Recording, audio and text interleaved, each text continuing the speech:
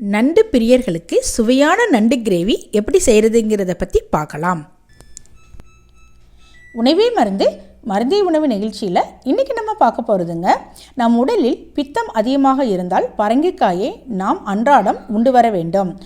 நமது காலில் பித்த வெடிப்புகள் அதிகமாக இருந்ததனால் முருங்கை மரத்தில் இருக்கக்கூடிய முருங்கை பூவை பறித்து வந்து நன்கு அரைத்து இலுப்பை எண்ணெயில் கலந்து பித்த வெடிப்பு இருக்கும் இடங்களில் நாம் தடவி வர வேண்டும். இவ்வாறு தடவி வருவதனால் பித்த வெடிப்புகள் குறையும், பித்த வெடிப்புகள் இராது. இதே மாதிரி நீங்களும் தொடர்ந்து செய்து பார்த்து பலனடையுங்கள். நன்றி. மிக்ஸி ஜாரில் 1 ஸ்பூன் சீரகம், 1 ஸ்பூன் சோம்பு, 1 ஸ்பூன் மிளகு, இது எல்லாமே இந்த ஸ்பூன் அளவுக்கு சம அளவுக்கு நான் எடுத்துக்கிட்டேன். 4 பூண்டும் ஒரு சின்ன 3 துண்டுகள் இஞ்சியும் சேர்த்துக்கணும். 2 மீடியம் சைஸ் உள்ள தக்காளியை கட் பண்ணி அதையும் நான் இதில் சேர்த்துக்கிட்டேன். இப்போ இது எல்லாத்தையுமே நம்ம நல்ல நைஸ் பேஸ்ட்டாக அரைச்சி எடுத்துக்கலாம்.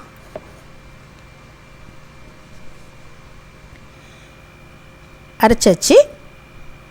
ஒரு கடாயில் எண்ணெய் சேர்த்து 1/2 ஸ்பூன் கடுகு, 1/2 ஸ்பூன் உளுந்து, கொஞ்சம் கறிவேப்பிலை சேர்த்து தாளித்து விட்டுறணும்.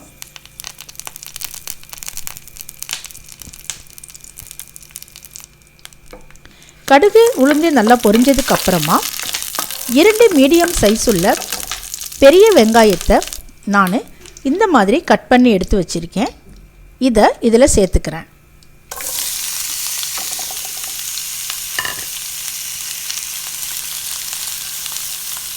இதையும் நல்லா வதக்கி விட்டுறணும். இந்த மாதிரி கோல்டன் கலர் வந்ததுக்கு அப்புறமா நம்ம ஏற்கனவே அரைத்து வைத்த பேஸ்ட்டுகள் எல்லாத்தையுமே நம்ம அதில் சேர்க்கணும். இப்போ அரைத்த பேஸ்ட்டு எல்லாத்தையும் நம்ம சேர்த்தாச்சு. எல்லாத்தையும் நல்லா கலந்து விட்டுறலாம். ஸ்டவ்வை மீடியம் ஃப்ளேம்லேயே ஒரு 2-3 நிமிஷத்துக்கு நம்ம வைக்கணும். இப்போ குழம்பு மசாலா தூள் நம்ம சேர்க்கணுங்க. வீட்டில் குழம்பு மசாலா தூள் இல்லை அப்படின்னா இந்த மாதிரி ஆச்சி குழம்பு மசாலா தூள் கூட சேர்த்துக்கறலாம். இப்போ நான் அதுதான் எடுத்திருக்கேன்.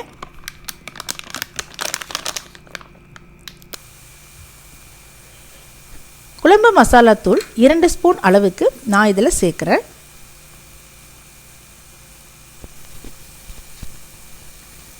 கொஞ்சமாக கல்லுப்பு தேவைக்கேற்ப எடுத்துக்கணும். இப்போ எல்லாத்தையும் கலந்து விட்டுறணும். மிக்ஸி ஜாரை கொஞ்சம் தண்ணி சேர்த்து அதை நம்ம கழுவி சேர்த்து ஊற்றிக்கிறணும். கொஞ்சமாக தான் தண்ணி சேர்த்து ஊற்றணும். திரும்பவும் கொஞ்சமாக தண்ணி எடுத்துக்கிறலாம். இதுக்கு இடையில் 1/2 கப் அளவுக்கு தேங்காய் துருவல் எடுத்து கொஞ்சமாக தண்ணி சேர்த்து நைஸ் பேஸ்ட்டாக அரைச்சி எடுத்துக்கணுங்க. இப்போ நம்மளுக்கு மசாலா கலவை நல்லா வதங்கிக்கிட்டு இருக்குது. இந்த நேரத்தில் நம்ம அரைத்து வைத்த அந்த தேங்காய் துருவல் நைஸ் பேஸ்ட்டை சேர்த்துக்கிறணும்.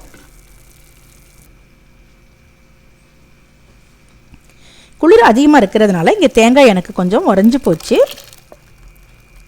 அதனால தான் இந்த மாதிரி எனக்கு கிடச்சிருக்கு. நைஸ் பேஸ்ட்டை அரைச்சிக்கோங்க. இப்போது 1/2 கிலோ நண்டை நான் ஏற்கனவே எடுத்து நல்லா கழுவி எடுத்து வச்சுருக்கேன். 1/2 கிலோ நண்டு அளவுக்கு தான் நான் இந்த பொருள் எல்லாமே இப்போ சேர்த்து செஞ்சிட்ருக்கேன். நண்டு பீஸு எல்லாத்தையுமே நம்ம இதில் சேர்த்துக்கிட்டு நல்லா கலக்கி விட்டுறலாம். இப்போ மசாலா ரொம்ப கெட்டியாக இருக்கிறதுனால கொஞ்சமாக மிக்ஸியை கழுவி ஊற்றி தண்ணி சேர்த்துக்கிறேன். இவ்வளோ தான் தண்ணி சேர்க்கணும், இதுக்கு மேலே சேர்க்கக்கூடாது. ஏன்னா நண்டு வேகிறப்போ நண்டுவே நல்லா தண்ணி விடும். அதனால் கொஞ்சமாக மட்டும் தண்ணி சேர்த்துக்கிட்டால் போதும், நிறைய தண்ணி சேர்க்கக்கூடாது. அப்போ தான் நம்மளுக்கு கிரேவி பதம் கரெக்டாக வரும். இப்போ எல்லாத்தையும் நல்லா கலக்கி விட்டுறலாம். ஏற்கனவே நம்ம உப்பு சேர்த்துட்டோம்.